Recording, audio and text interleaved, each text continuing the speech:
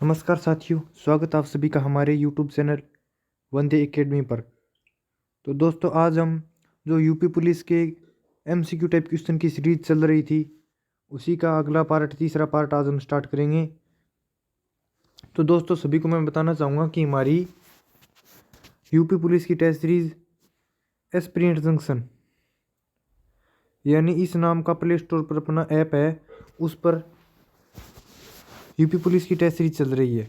तो जो भी स्टूडेंट यूपी पुलिस की टेस्ट सीरीज लेना चाहता है, वह इस नंबर पर कांटेक्ट करके यूपी पुलिस की टेस्ट सीरीज ले सकते हैं और नाम मात्र के शुल्क में आपको टेस्ट सीरीज मिल रही है। तो सभी स्टूडेंट टेस्ट सीरीज ज्वाइन करें और टेस्ट सीरीज लगाएं। यूपी पुलिस के एग्ज़ाम की दृष्टि से जो महत्वपूर्ण क्वेश्चन है, वही क्वेश्चन इस पीडीएफ में या इस टेस्ट सीरीज में आपको दिए जाते हैं। जैसे टेस्ट पूरा हो जाता है, उसके बाद आपको उसका सोल्यूशन मिल जाता है। तो दोस्तों, ये है हमारे ऐप का इंट्रो, यानी ऐसा सर्च करने पर आपको ये फ़ोटो वाला ऐप आएगा। इसे आपको इंस्टॉल कर लेना है यहाँ से, और उसके बाद ओपन करके रजिस्टर कर लेना है। उसके बाद आपको टेस्ट सीरीज वहाँ पर मिल जाएगी।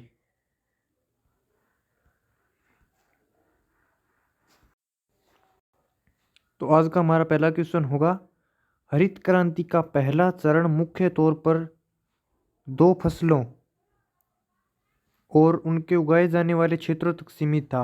निम्नलिखित में से कौन सा युग्म इन दो फसलों का सबसे अच्छा निरूपण करता है? तो इसका जो ऑप्शन होगा वह होगा गेहूं और चावल, यानी हरित क्रांति का सबसे बड़ा उदाहरण है वो गेहूं और चावल, यानी इसका बी ऑप्शन राइट आंसर हो जाएगा। तो अगले क्वेश्चन की तरफ चलते हैं। निम्नलिखित में से भिन्न की पहचान करें, यानी भिन्न, इन सबसे भिन्न क्या होगा? आधुनिक कृषि तकनीक, श्वेत क्रांति, हरित क्रांति और बीज उर्वरक जल तकनीक।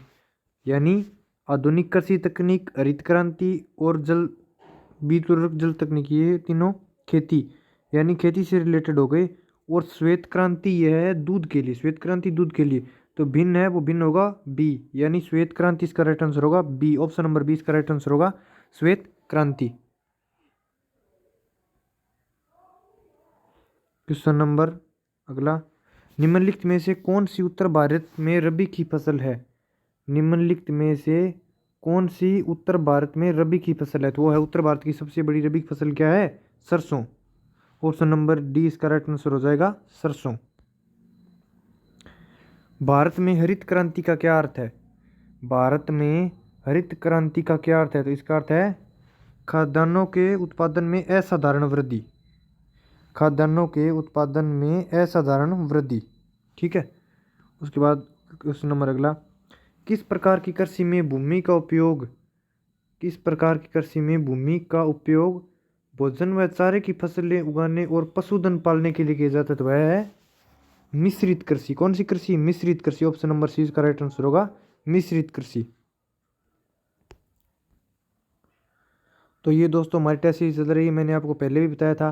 ये टेस्ट सीरीज है यूपी पुलिस कांस्टेबल की, और 149 रुपये के नामात्र शुल्क में आपको मिल रही है। वो मिलेगी आपको एस्पिरेंट जंक्शन एप्लीकेशन, यानी ये एप्लीकेशन आप जब प्ले स्टोर पर सर्च करोगे तो आपको मिल जाएगी। और आप अगर कोई आपको परेशानी हो तो इस नंबर पर कॉन्टैक्ट कर लेना। ये है हमारी ऐप का इंट्रो, ये आपको दिख रहा होगा एस्पिरेंट जंक्शन, सर्च करने से आपको ये ऐप आई मिलेगी। यहाँ से इंस्टॉल करके और आपको ओपन कर लेना, उसके बाद रजिस्टर करने से टेस्ट सीरीज मिल जाएगी।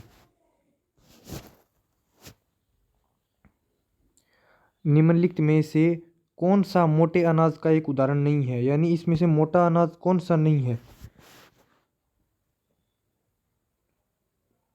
ज्वार मोटा अनाज है, रागी मोटा अनाज है, बाजरा मोटा अनाज, यानी इसमें गेहूं मोटा अनाज नहीं है।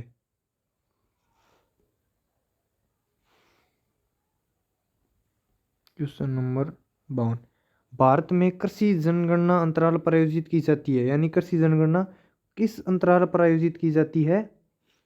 वो की जाती है 5 वर्ष, यानी इसका बी ऑप्शन राइट आंसर हो जाएगा। कौन से कितने वर्षों बाद? 5 वर्षों के बाद कृषि जनगणना भारत में होती है। निम्नलिखित में से किसे सेरीकल्चर कहा जाता है? सेरीकल्चर कहा जाता है रेशम के कीटों का वाणिज्यिक पालन। डी ऑप्शन इसका राइट आंसर होगा रेशम के कीटों का वाणिज्यिक पालन। कपास उगाने के लिए कितने पाला रहित दिनों की आवश्यकता होती है? यानी कपास में कितने दिन पाला की जरूरत होती है? तो वो होती है 210 दिन। कितने दिन? 200 दिन, 10 दिन, यानी सी ऑप्शन इसका राइट आंसर हो जाएगा।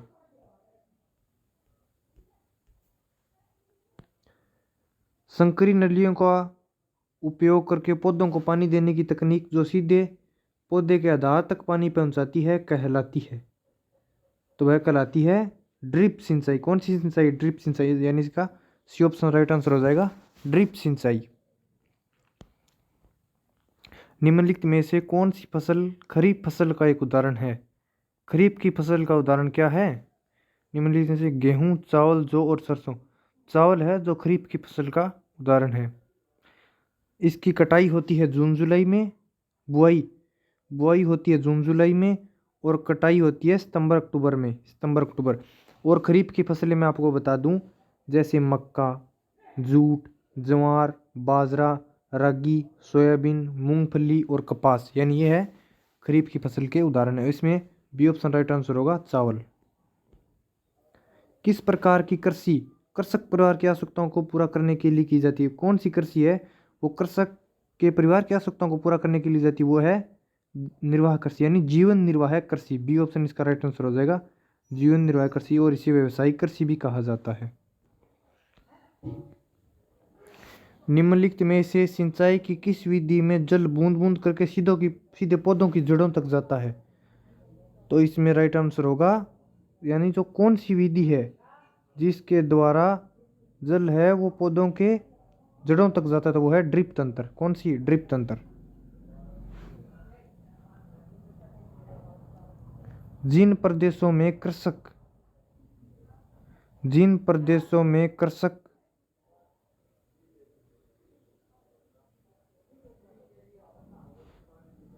केवल सब्जियां पैदा करता है वहां इसको नाम दिया जाता है, वहां कौन सी जवानी जो कृषक केवल सब्जियां पैदा करता है उसको दिया जाता है ट्रक कृषि। कौन सी कृषि? ट्रक कृषि। यह एक मिश्रित कृषि का प्रकार है। कौन सी? मिश्रित कृषि का एक प्रकार है जिसे नाम दिया जाता है ट्रक कृषि, यानी ट्रक के द्वारा सब्जियां इधर से उधर ले जाई जाती है।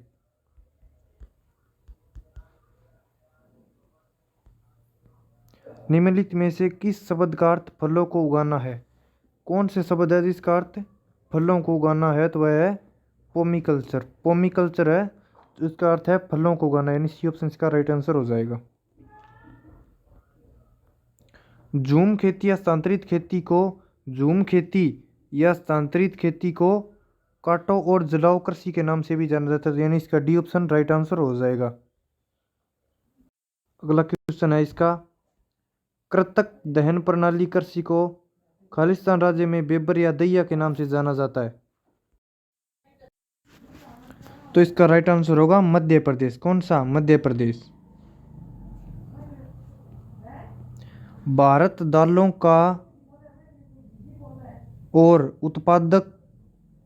का खालिस्तान उत्पादक और दालों का खालिस्तान उपभोक्ता है, यानी भारत में दालों का उत्पादक और उत्पादक, तो इसमें होगा भारत दालों का सबसे बड़ा उत्पादक और दालों का दूसरा सबसे बड़ा उपभोक्ता है। इसका ऑप्शन राइट आंसर होगा नहीं,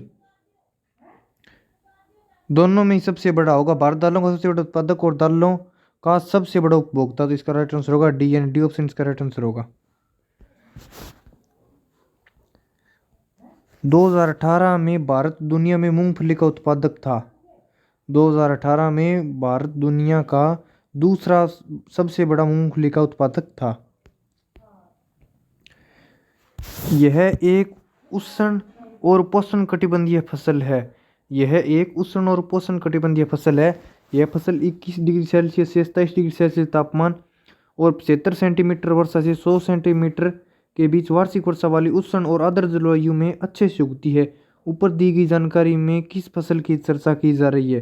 तो इसमें चर्चा की जा रही है गन्ना। ए ऑप्शन इसका राइट आंसर हो जाएगा गन्ना। कपास को उगने के लिए खालिस्तान तापमान, हल्की बारिश या सिंचाई, पाले दिन और तेज धूप में की से मुक्त आवश्यकता होती है? तो वह होती है उगने के लिए उच्च तापमान, हल्की बारिश, यानी यहाँ पर उच्च आएगा उच्च तापमान, और 210 धूप की मुक्त से 210 की आवश्यकता होती है, तो वह उसका सी। नहीं, ये तो कम वाला हो गया। उच्च और 210, इसका ये ऑप्शन राइट आंसर हो जाएगा। क्वेश्चन नंबर 67, पहचाने कि भारत में कृषि के संबंध में निम्नलिखित में से कौन सा कथन सही है। इसमें पहचानना है कि कौन सा कथन है वो सही है। तो अब देखते हैं, भारत में रबी की फसलें अक्टूबर से दिसंबर तक बोई जाती है और अप्रैल से जून तक काटी जाती है। तो यह सही है, यह कथन सही है। उसके बाद देखते हैं, ये सही है। भारत में रबी के दौरान उगाई जाने वाली महत्वपूर्ण फसलें हैं धान, मक्का, चना, सोयाबीन और सरसों। तो इसमें सरसों और चना तो सही है, ठीक है, इसमें सरसों और चना सही है। ओस, अमन और बोरो असम, पश्चिम बंगाल और उड़ीसा की धान की 3 फसलें हैं, यह भी सही है और ये भी सही है। तो रबी में फसलों में चना और सरसों ये तो है ही। उसके बाद इसमें 1 और 3 राइट आंसर हो जाएगा, तो इसका बी, यानी बी ऑप्शन इसका 1 और 3 राइट आंसर है।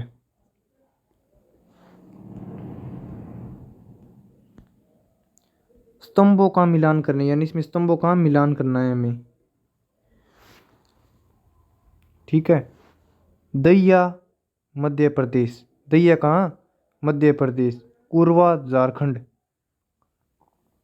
और बरीगा उड़ीसा, पेड़ा आंध्र प्रदेश, पेड़ा आंध्र प्रदेश। इसमें हो जाएगा 4, 1, 3 और 2, 4, 1, 3 और 2, नहीं 4, 1, 2 और 3, 4, 1, 2 और 3। तो इसमें होगा 4, 1, 2 और 3। तो इसका राइट आंसर होगा सी, सी इसका राइट आंसर हो जाएगा। कौन सा देश चावल का सबसे बड़ा उत्पादक है। चावल का सबसे बड़ा उत्पादक देश कौन सा है। तो इसका राइट आंसर होगा चीन, चीन है जो चावल का सबसे बड़ा उत्पादक देश है। इसका राइट आंसर हो जाएगा ए। भारत में प्रारंभ में उच्च उपज विविधता कार्यक्रम HYVP लगभग कितने क्षेत्र में लागू किया गया था। तो वह किया गया था 2 मिलियन हेक्टेयर, यानी 2 मिलियन हेक्टेयर में वह लागू किया गया था। तो इसका राइट आंसर हो जाएगा डी। दोस्तों आज के हमारे क्वेश्चन कंप्लीट हो गए और मैंने आपको पहले भी बताया था कि हमारी टेस्ट सीरीज़ है वो चल रही है एप्लीकेशन पर, तो वो टेस्ट सीरीज सभी स्टूडेंट लगा कर देख लेना, ठीक है। यूपी पुलिस कांस्टेबल की टेस्ट सीरीज़ है और इस नंबर पर आपको कांटेक्ट कर लेना है। इस नंबर पर आपको कांटेक्ट करने से आपकी सभी परेशानी दूर हो जाएगी। आपको ऐप का लिंक भी मिल जाएगा और एस्पिरेंट जंक्शन एप्लीकेशन डाउनलोड करके आप देख सकते हैं। धन्यवाद सभी दोस्तों का। वीडियो को लाइक शेयर जरूर करें और ये है हमारा एस्पिरेंट जंक्शन ऐप, इसको इंस्टॉल करके लॉगिन करने से आपको टेस्ट सीरीज़ की वो इंट्रो है वो वहाँ से दिख जाएगा। उसके बाद एक टेस्ट सीरीज़ फ्री है वह लगा के देख लेना। उसके बाद अगर आपको टेस्ट सीरीज़ परचेज करना चाहे तो आपको नंबर बताए थे उन पर मैसेज कर देना। धन्यवाद सभी दोस्तों का। वीडियो को लाइक शेयर जरूर करें।